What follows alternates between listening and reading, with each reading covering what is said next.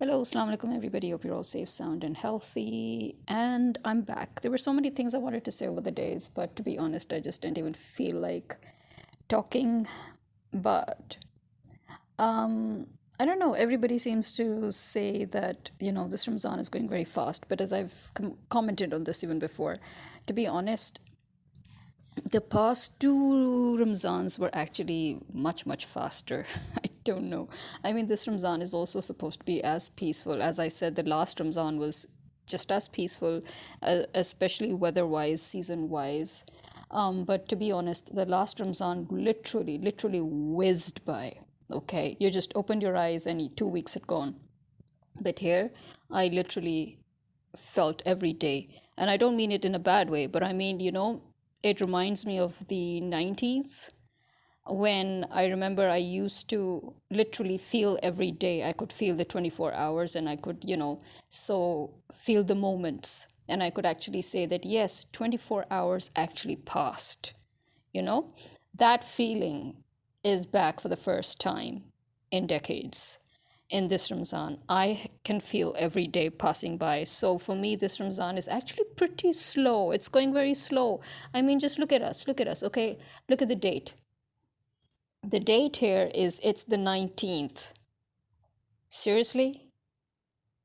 19 days. And for us in this part of the world, 18 days of fasting have passed. Seriously? Is that fast? That's not fast. I mean, seriously? Oh, up till now, only 18 days have passed, or and for the rest of you, 19 days have passed. Yeah, okay, now finally, in fact, I can say finally, 18 days have passed. Because, it feels like it was just yesterday when I was checking, and I'm like, what? Only 13 days have passed? Only 13 rosas? Seriously? Only 15 rosas? Seriously?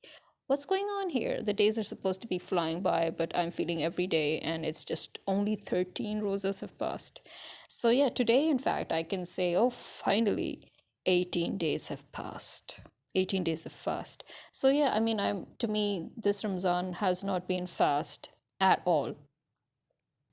And I have seen extremely fast Ramzans for years on end. Seriously, I can go far back to even 15 years ago, more than 15 years ago, 17 years ago, 18 years ago, when I was in England even, and Ramzan just whizzed by. And even in Pakistan, Ramzan has been whizzing by. So yeah, no, this is the first Ramzan in decades, in more than 2 decades, that I have actually felt Ramzan pass. And as I said, it's not a bad thing. It's actually, I guess it's kind of a good thing. But okay, so yeah, that's weird. Also, another thing that's weird is despite the fact that everybody's quite happy that the days of Ramzan are very peaceful, but weirdly enough, people are getting sick. I think this, for many people, this is the first Ramzan where they have been obliged to miss a few fasts. I've heard from a few people around me that, and they all seem to have the same problem. They all seem to say that we're getting dizzy, and so the main thing here is that we're telling everybody, and that's not just in Pakistan. It's in and out of Pakistan. Many people are complaining about dizziness, and obviously it's because the weather is so nice. People aren't hydrating so much. And anyway, how can you hydrate yourself throughout the day? You're fasting. How much can you drink pre-dawn? How much can you drink all night? Seriously, you know so this weather is what I call the tricky weather. As we all know, this is the what the transitional weather. It's the transitional season, when you're transiting from one season to another, right? So we're going through spring, and it's getting a little hotter day by day. It's pleasant, but it's hot. When you're outside, it's hot. When you're inside, it's pretty cool. So it's like, where you tend to get hot and cold flashes every now and then. This is pretty normal when it's springtime. Basically, you're clashing between cooler temperatures and hotter temperatures. Like right now, it's 20 degrees. Now, 20 degrees is considered pretty cool. During the daytime, the sun is out. It's pretty hot when you're outside, but it's bearable. It's not like the sun is beating down on you unless you're actually doing something. Obviously, when you're doing something, when you're working, when you're doing something physical, when there's movement going on, then you feel the heat, obviously.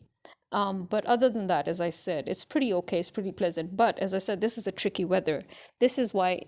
This is why people are, getting these symptoms. And obviously, this is why then we all tend to remind each other that you need to drink ORS. Basically, drink something like ORS, electrolytes, in other words. So if Ramzan was during the summer season, you wouldn't be feeling that, right? Because actually you would be breaking your fast with the cool lemonade, which in itself is the best electrolyte possible. So the reason why you need to use ORS or other electrolytes and all is because this weather is tricky. Okay, this is a tricky part of the climate, on the seasonal transitions.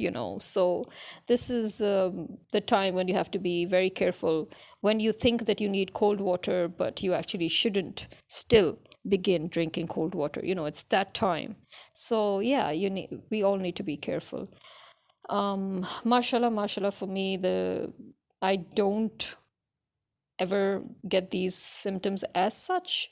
That's because to me, as I said, to me, Ramzan is like any other day because my regular days are more or less similar to Ramzan. So what can I say?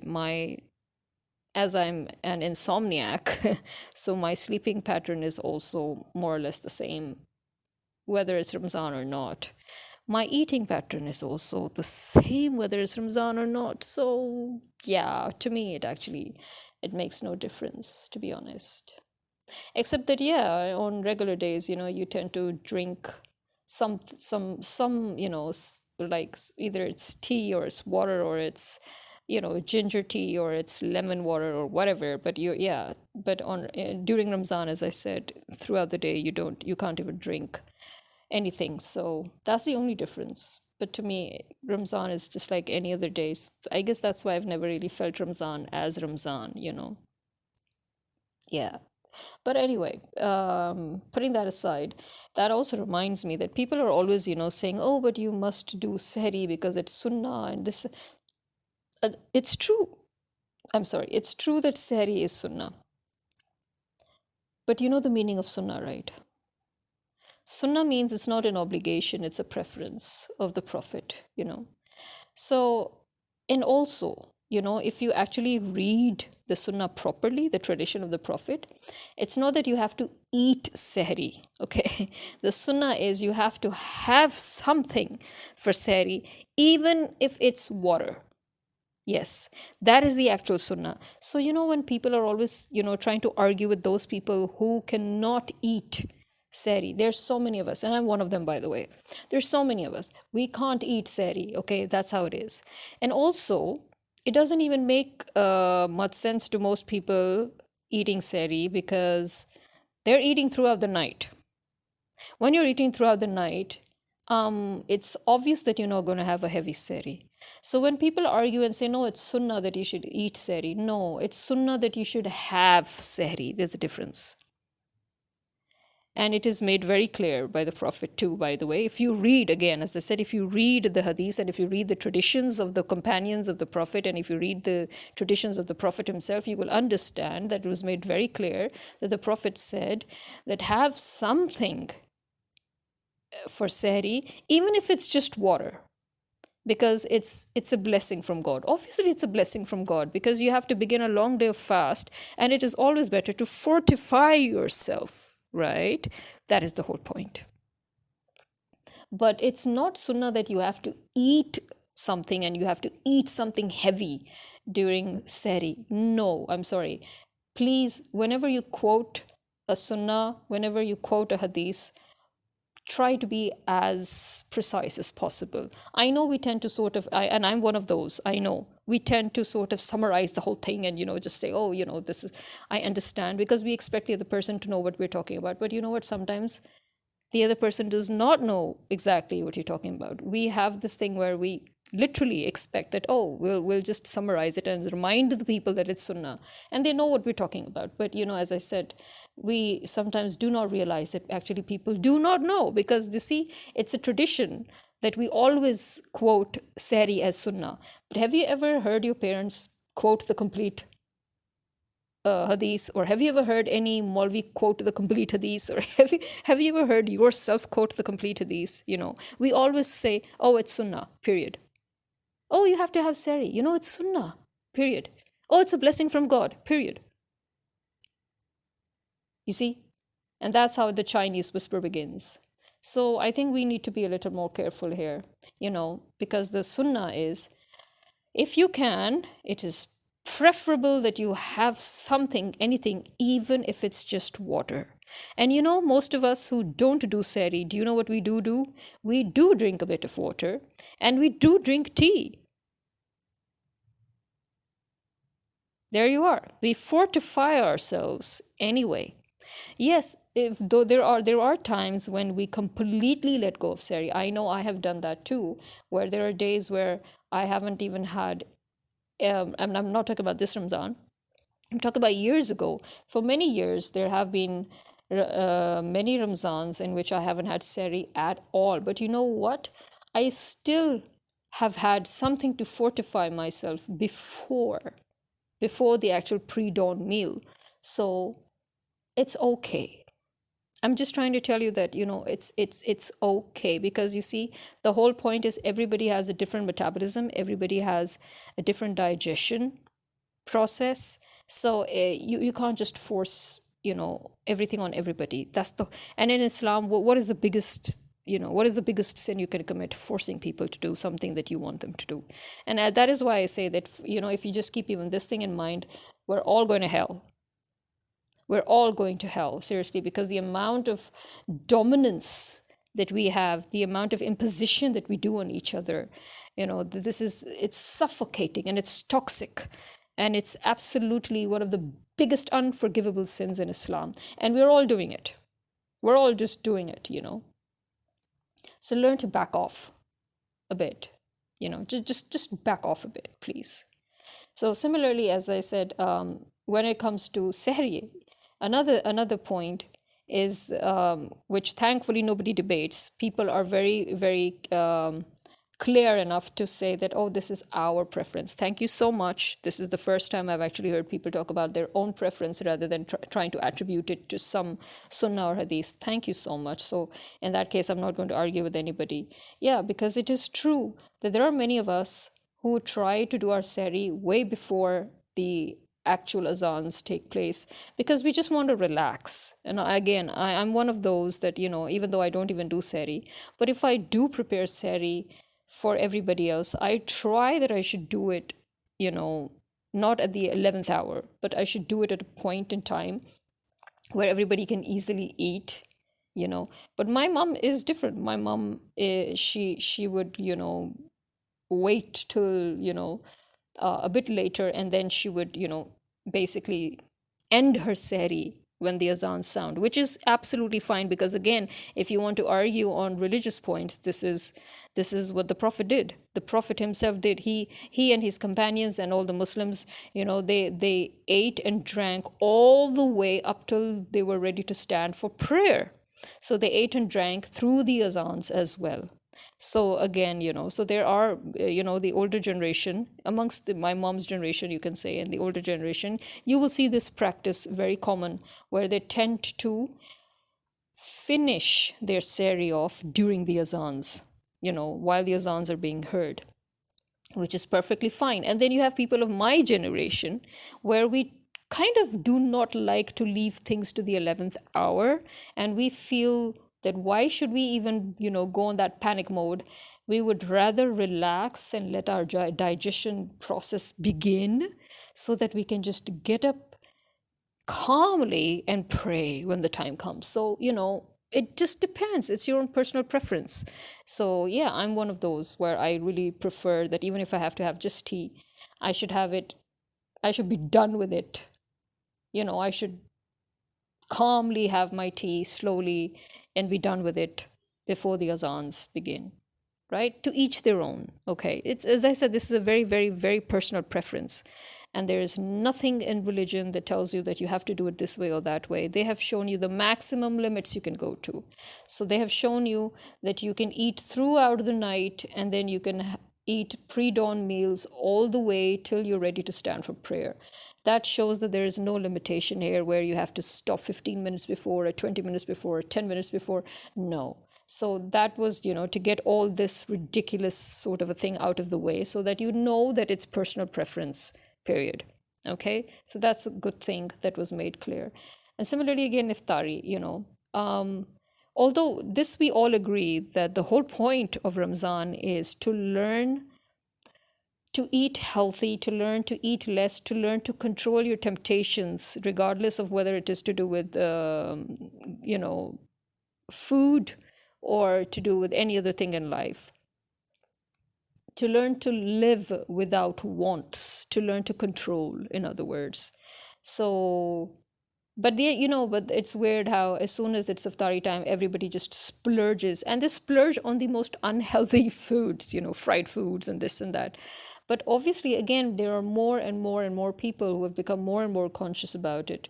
And also, I think somehow or the other, the hunger has in many of us the hunger does tend to die. So for example, I know I cannot eat. I know that when it's time for iftar, all I want to do is to sip water and then relax. I don't want to just to jump up and start eating something. Again, this is personal preference. If again here there was a time when people used to quote sunnah and hadith that, oh, you have to have iftari, but again, the point is you have to break your fast. It doesn't matter how. The prophet just had a date. So what is everybody going to say? Oh no, the prophet had a date, but so you have to have a date. How come you people don't do that then? How come you don't quote the prophet on his on eating a date just to break his fast? How come you like to talk about the sunnah of iftari and just splurge on fried foods? The prophet never ate fried foods. Why are you doing it? Oh, now you remember that this is not exactly, it's not a religious compulsion and that it's up to you. So now you remember that because now you want to eat fried foods. So, I mean, I'm just looking at the hypocrisy of people. It is obviously you have to break your fast. The whole point of the Maghrib Azan is that it's time to break your fast. But how you choose to do so is up to you again. Whatever makes your metabolism comfortable, whatever makes you comfortable.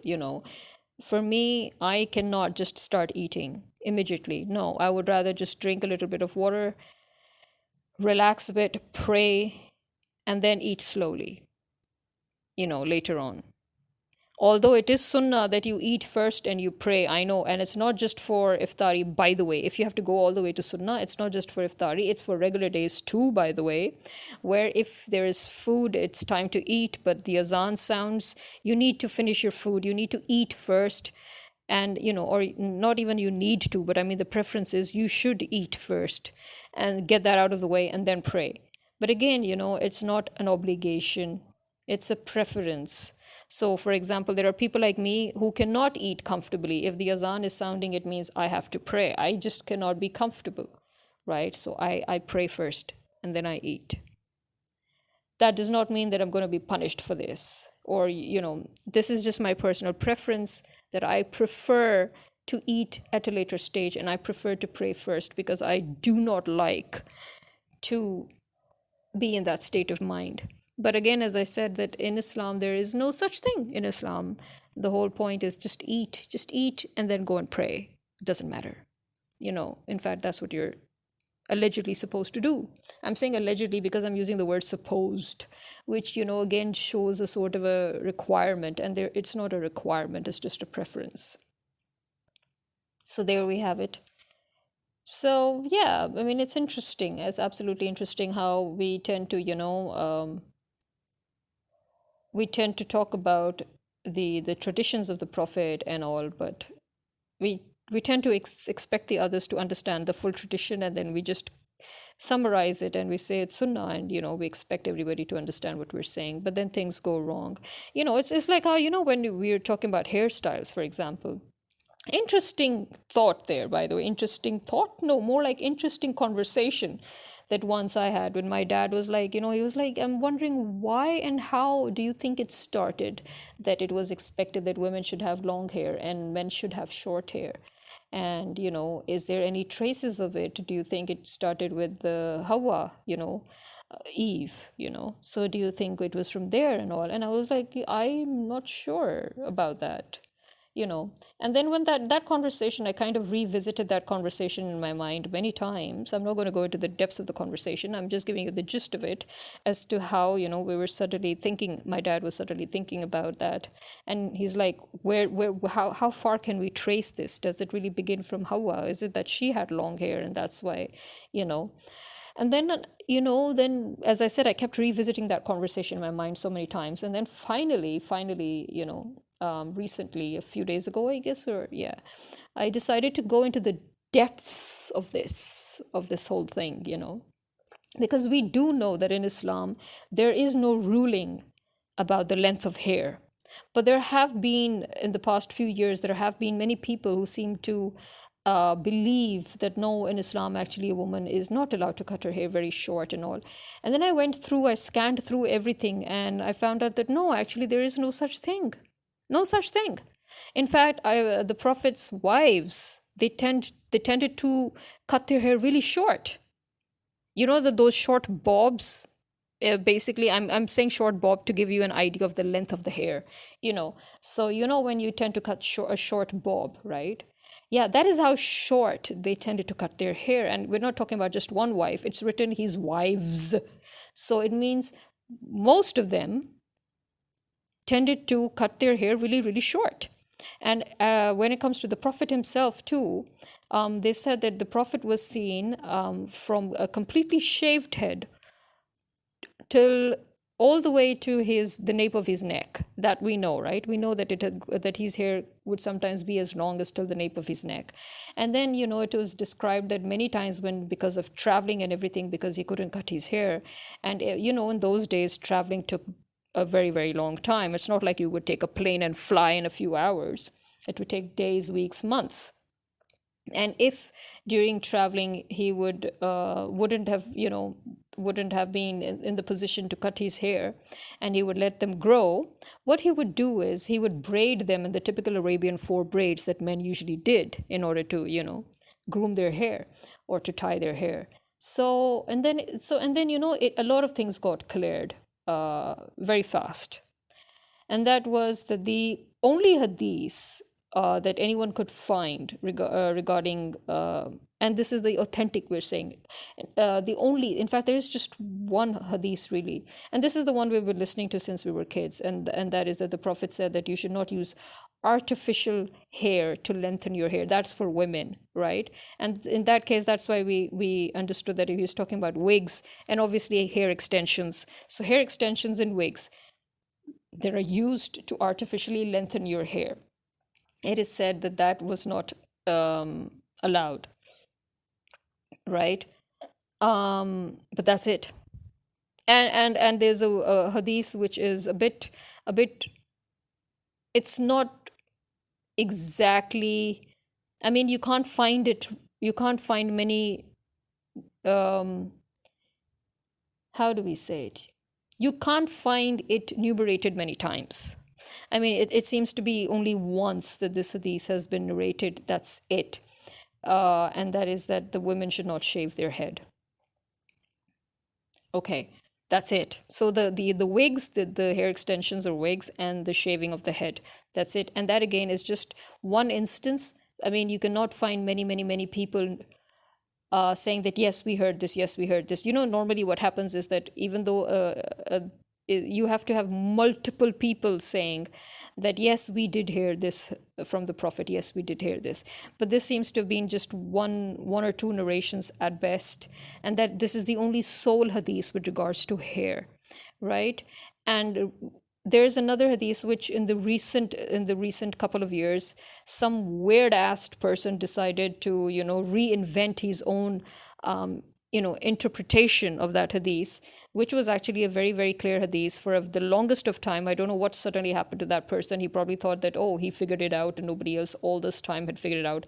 And this he sort of spread it, he or she, whoever they are, and it spread like wildfire for a short time. But thank God there were people who managed to curb it, so it's now out of the trending viral thingy, whatever it is. And that was, when they started saying that, oh, women are not allowed to do high buns. They're not allowed to tie their hair in a bun. Excuse me, women will and should. And it's the best hairstyle women can ever do when you have to do hijab or when you have to pray. So this hadith was for men exclusively. It was so clear because if you read the hadith, it's so clearly written that the Prophet was talking to the men, and he said that when you are coming to pray, don't put your hair in a high bun, in a man bun. Basically, we're talking about man buns here, please. I remember how that hadith suddenly did the rounds. And it was like, for the first, it was as if somebody suddenly woke up and said, oh, I am the first person to have found out the real meaning of this hadith. Shut up. The whole world knew the meaning of this hadith. Thanks to you, you just suddenly created a confusion. And that's why I keep on and on saying, even if somebody quotes a hadith, it is your duty as a Muslim to verify it. It's not his duty. It is his duty only till this point that, okay, if he doesn't give the source of his hadith, it is your duty as a Muslim. And this is a hadith, by the way, of the Prophet, that whenever you listen to any information, any news, whenever you hear anything, it is your duty, your responsibility to first verify it and never spread it unless it is confirmed. And if it is about a person, then whether it is confirmed or not, you are still not allowed to spread it. Full stop. Because it comes under slander and defamation. This is the Sharia law, which is now implemented all over the world, by the way. And this is how it became the law. Defamation and slander, this is how it became the law. The Prophet had made it very clear that if you talk against somebody, if it's false or true, it doesn't matter. You have defamed that person. You've slandered that person. It's as simple as that. So, when you get any information, it is your duty and your responsibility to verify it, to confirm it, and then move on. So, the same rule obviously applies to hadith. Why do you think that there are so many scholars who sit down and before they compiled all these books, why do you think they actually sat down and they went through every single hadith, weighing its numerations, seeing how many people, narrated the hadith, tracing it all the way back to the roots, to the actual source. Why do you think they did all that hard work? Just for this reason, so that nothing wrong or nothing that is not exactly authenticated or nothing that cannot be verified properly should be put out there. Okay? So, you need to be careful when you're just throwing your interpretations of hadith here and there, So, yeah, there is no such hadith regarding women's hairstyles. For men, there is only one hairstyle that has been talked very clearly about, and that is that when you come for prayer, do not do the top knot. Don't do the man bun, right? So, for men, man buns are not allowed. And for women, the only hadith you can find is about artificially lengthening your hair is not allowed. And shaving your head is not liked or allowed. There is when it comes to shaving the head thing, there's only one instance that one can see. But again, it's very common sense, because if you shave your head for medical reasons or, that has nothing to do with this. This is about fashion statements. Okay, this is about your regular fashion statements. So, and the only thing that Islam says is that a man should look like a man and a woman should look like a woman. It's not about the length of your hair. You understand? It's about a man looking like a man, and it's about a woman looking like a woman. But yes, the length of a man's hair is limited, as in you can see that the longest it could ever be is still, reaching to your shoulders, a little above your shoulders. Call it the nape of the neck again, right? But for women, there is no length or hairstyle that is mentioned except shaving of the head, complete baldness. Okay? So for men, you can shave your heads and you can grow your hair up till the nape of your neck. And for women, you can have your hair really short, you can have them really long, you can have them in any style whatsoever, it doesn't matter. But the shaving of the head and using of extensions and wigs, these are the only two things that have been documented. as, to be problematic. So I mean, it just shows you that it means that this long hair for women thing it's actually more, once again, of maybe different cultures and traditions that just came up with it. For some, they probably thought it was more feminine to have long hair, and I think it's not even feminine. I think it's just the point that when you have really long hair, it looks just exceptional. And so, because men actually have a limit to how much they can grow, but women don't. I guess it was just basically because of that women just grew their hair as long as, and it was, people kind of loved it. And so it became a sort of an identification or femininity or whatever it is you like to call it. I don't know, but it has nothing to do with religion. That's the point. The point is the length of your hair has nothing to do with religion. So I'm sorry to burst your bubbles, all you people whose grandparents and great grandparents and ancestors converted to Islam but decided to keep their pagan traditions in and their, what can I say? Their culture, their cultural traits where they think, oh, women should have long hair and men should have, short hair. Because if you go further back, if you go really further back to your culture will show you that men had as long hair as women did. So then what are you going to say about that? Then bring that too. Why don't you? So I mean, these are these little idiocies that seem to be, as I said, we have a problem. We post-colonial countries, we have a problem where we have our ancient pagan culture, then we have the colonial culture, and then, we have our own religious traditions, and we've made this melting hodgepodge of a pot of it, and we've just thrown everything into that pot, and we're like boiling it till kingdom comes, you know. And that is where we go wrong every single time, where we bring pagan rites and rituals and we stamp them as Islam, which is a sin. It's an absolute sin to do that. Or where we give precedence of culture over religion, where religion actually does not even consider that thing taboo. Your culture makes it taboo, so it has to be taboo. This too is actually a sin, actually, in a religious point of view, because if your religion is saying there's nothing wrong with this, but your culture, your pagan culture says no, something's wrong with it, you're giving precedence to that. For example, joint family system. Islam does not encourage joint family system at all, but because your culture, your pagan culture, had joint family system, so you're bringing precedence, over Islam. And that is the sin. That is actually when you're bringing precedence of culture over religion in a case point where you make your culture more important than your religious ruling. It is a sin, especially if it tends to be more harmful, or if it is something that you make it a point to dominate others over, So yeah, there is that.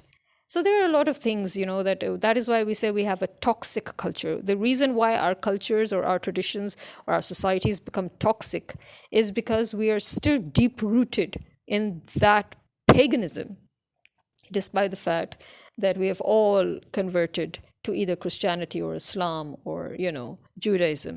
But we're still bringing in superstitions and myths, and, we're bringing in, paganism. Let's just be blunt and clear here, okay? So that's what's going on. That's what's wrong. So here we are. It's as clear as day. In Islam, there is no such thing regarding female hairstyles, the do's and don'ts. There's nothing regarding male hairstyles, the do's and don'ts. The only thing is the length of the hair of the men is limited. They can only grow as much as is mentioned. For women, there is no limit. Except for shaving your whole head. There is no limit. You can keep it as short as you want to. You can grow it as long as you want to. You can style it however you want to. And for both male and female, you can dye your hair however you like. So there is that, And, a pleasant surprise for those who may not have known that. Men, you can actually tie up your hair if they're a bit long, if they're reaching up to your shoulders, brushing against your collarbone, you can tie your hair up. You can braid them up. You can tie them up into a pony. Just no man buns. Yeah, just no man buns. So, so here you are. It's interesting, isn't it? It's very interesting how whenever you think that your common sense is telling you that this doesn't make sense, then Islam steps in and says, obviously it doesn't make sense. I have never seen a more commonsensical religion than Islam, which obviously then makes one understand that, because Christianity, Judaism, they were also basically Islam. It's just that the people twisted it and turned it into these weird ass things, and they completely because the message is essentially the same. The reason why prophets kept on coming is because people kept on embellishing on the original message. People kept on putting their culture before that message. People kept on spinning things, people kept on twisting things, people kept on metamorphosizing things according to their likes and dislikes. And this is why prophets kept on coming until the last prophet, peace be upon him, where, he said that, where God said, today I have, perfected your religion for you, as Islam. So, yes.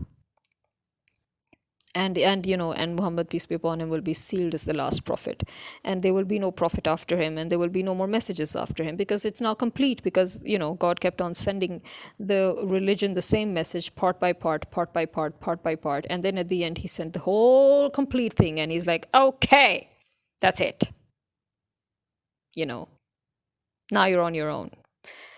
So we need to be very, very careful. We also need to stop twisting things. We need to stop bringing in culture when it suits us. We just need to stop doing this. And we need to stop forcing personal preferences in the name of culture, or in the name of religion, or in the name of anything unto others, because it's just not there. If it doesn't exist in your religion, it's not. You can't. And even if, as God said, that you're not even allowed to force somebody to believe in God.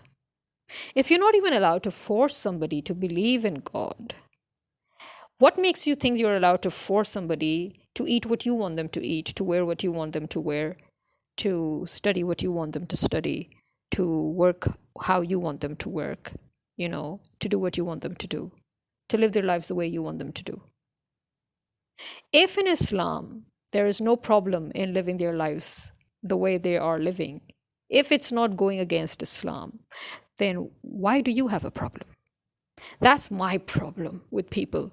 My problem with people is, if that person, whatever he's doing, if it's not even going against God, if it's not going against his teachings, what is your problem?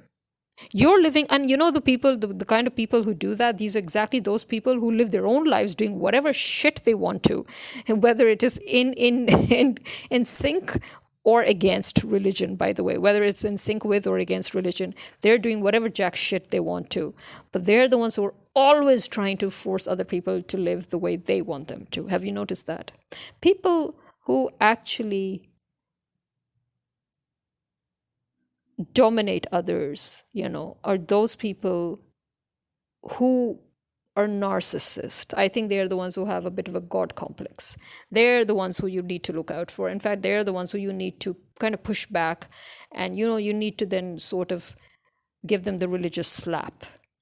That's what I do. I give those people the religious slap. I'm like, hang on, in Islam, this is not allowed, this is not allowed, this is not allowed. What are you doing?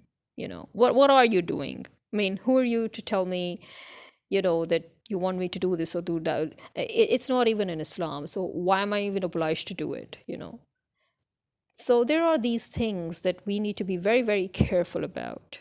And unfortunately, those of us who are steeped in ancient cultures, we tend to be the most toxic societies, because we're so steeped in those cultures that we tend to bring them back again and again. We tend to bring those pagan aspects, and we tend to sort of force them down, and we tend to even twist them in the name of religion and try to force it to the new generation, which is it's really terrible, because the reason why each younger generation is worse off than the last is exactly that. Because as I said, I've said this many times, in Islam, it has been very, very, very, very clearly identified by the Prophet, by Hazrat Ali, by Hazrat Umar, that every new generation is born for a new time, a futuristic time ahead. Never, ever force your time onto them. You were born for your time, they're born for a different time, and they need to be able to focus on that. And you need to prepare them for that time that is ahead. So you cannot force your time. What does it mean?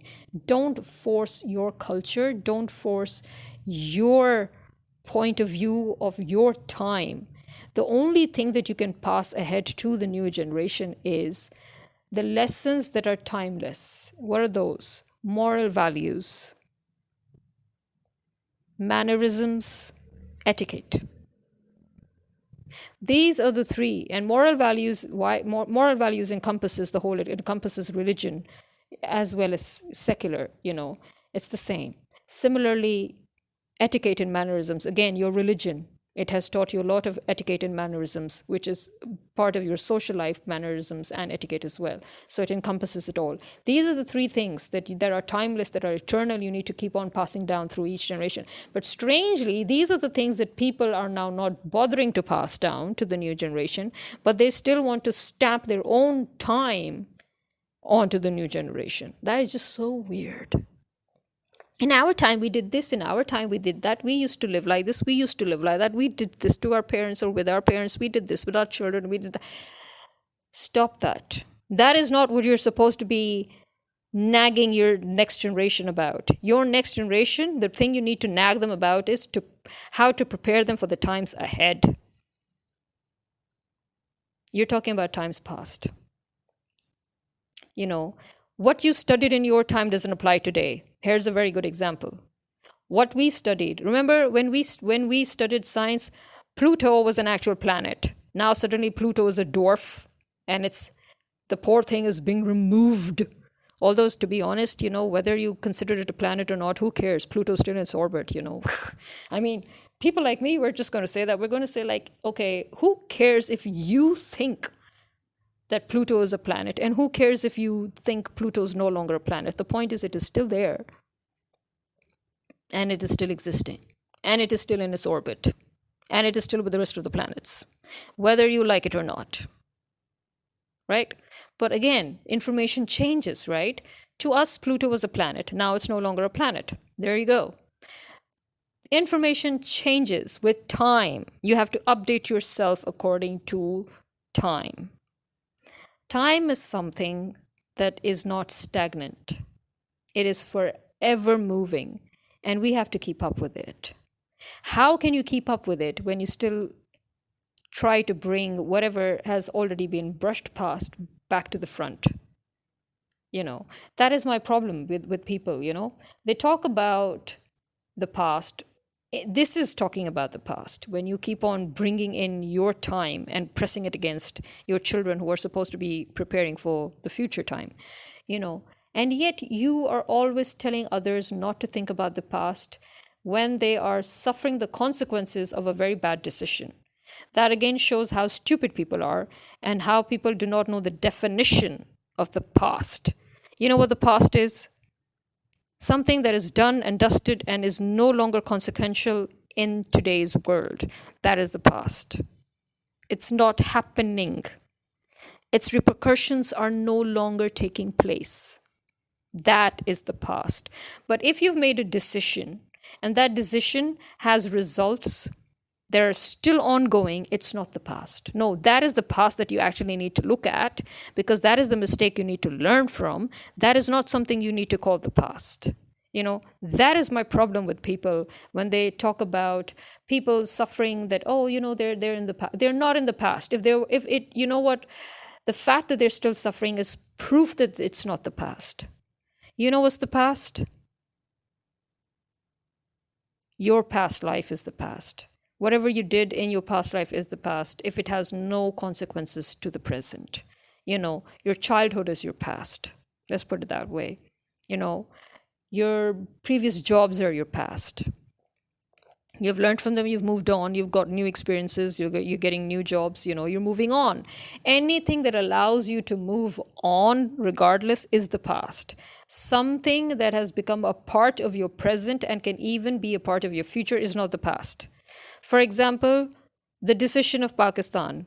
It was taken in the past, but Pakistan exists today because of that decision. So are we going to say, oh, we need to forget about the past? No. If you're forgetting about the past, it means you're forgetting about the existence of Pakistan. Is that even possible? No.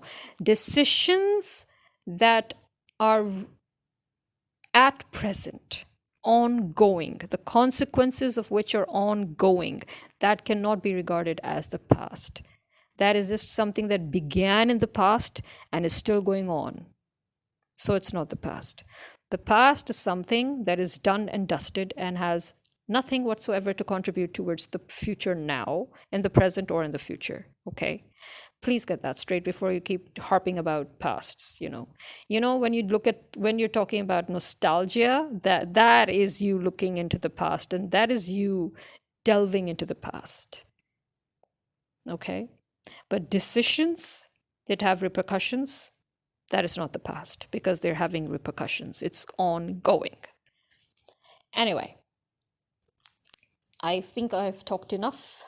So this is me. Although I actually wanted to talk even more, but now it's kind of not making sense me adding that subject to this, because that is a particular subject I really wanted to talk about. And I may never talk about it anyway. It's on theology, but it's still, I don't know. It may sound offensive if I start, though. But it's literally a 2 to 3 minute worth of a talk. Okay, since I've just mentioned it, let me just mention it and make it a good 50 minutes and then be done. Basically, it's this really confusion sort of a thing, or more like, it's something again that defies common sense. And I could have actually inserted it in between, because I've talked about the religions and how people are changing things and twisting things. It's like the thing that I find most fascinating is that in Christianity, and I wouldn't call it Christianity, because obviously the pure actual original religion of Christianity probably not, I mean, obviously didn't have all this. But when the monks and the priests decided to change the religion constantly to this point, and we know that it was, I think, Paul who basically changed the whole Christianity. So the Christianity that we know today is the one that was created by Paul, when he suddenly decided that Jesus was not just a human being or a prophet, but he was actually God, and then the Son of God and all. Okay. Now, the point being here, what I find very fascinating is when the Christians, when they decided to have this hierarchy where, according to them, according to the priests, what was it that they used to say? That man was born to serve God and women were born to serve man. Like, where did you get that from, by the way? I find that very funny. I'm going to tell you why. The main point that I'm trying to make here, which I find really funny and fascinating, is that on one side you have the miracle of a woman, Mary, Hazrat Maryam, giving birth while still being a virgin, right? She's giving birth to a child. One would think that if you would actually want to declare somebody a god, you would declare her one, because she produced a miracle, literally. She was a chaste woman. She was a virgin. She gave birth. She didn't need any help. I mean, from the human point of view, it's not like you could see God. She didn't need anyone. She didn't need any help. She just suddenly, hey presto, became pregnant and had a child. Okay. Why is it that you're worshiping her child and not the woman herself? Don't you find that really weird? I find that really, really weird. Okay, I'm sorry. But you want to call her the mother of God, but you're disrespecting women.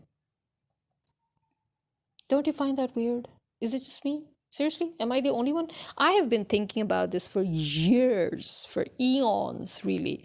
And I've kept it to myself. This my whole life, I've kept it to myself. Imagine that I'm talking about it after more than 3 decades of keeping it to myself. But I mean, seriously, you're telling me nobody thought of this? That there is a woman who gave birth to a miracle baby. A miracle baby who could talk as soon as he was born. And you decided to worship the baby and declare him God. And then you're saying that women were born to serve men. So who is Hazrat Maryam supposed to be serving now, Zubillah? Who is she serving? Who did she serve? Please tell me. Was she supposed to serve her own son? What is wrong with you people? That is where I'm going to. I'm serious. Just give it a thought, yeah? Just think about that just for once. And this is me signing out Khuda Hafiz.